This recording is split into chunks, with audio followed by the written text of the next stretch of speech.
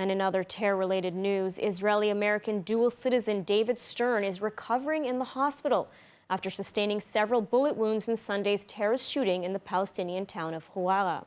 The former U.S. Marine who lives in the settlement of Itamar managed to return fire, wounding the terrorist, who was then arrested by soldiers after a short chase. More in this report from ILTV's Steve Leibovitz. The shooting at the car of dual U.S.-Israeli citizen David Stern came exactly 3 weeks after the killing of the Yaniv brothers at the same Palestinian town of Huwara on the same location on Road 60.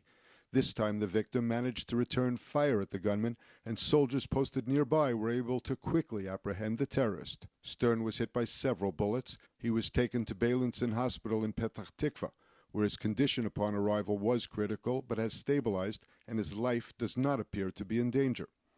Stern is a former U.S. Marine who lived in Far Rockaway, New York before moving to Israel. He lives in the settlement of Itamar and is connected to the Machon Shiloh Educational Center.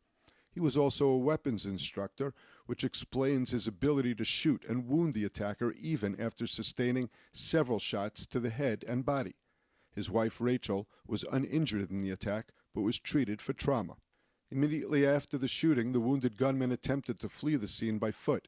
After a brief chase, troops located and detained the gunman, who had been wounded by the victims and troops' gunfire. A makeshift Carlo submachine gun used in the attack was found, as the terrorist dropped it as he was fleeing, identified as 40-year-old Liat Nasser from the nearby village of Medama. He is being treated in hospital before being handed over to the Shin Bet for questioning.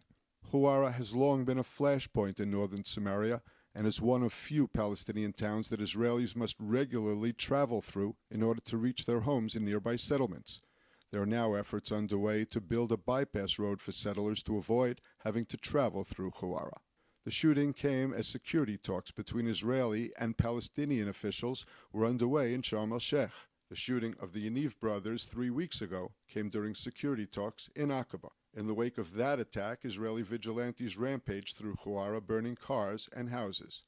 The talks aim to help foster regional calm and security cooperation ahead of the sensitive Ramadan period, which begins at the end of this week.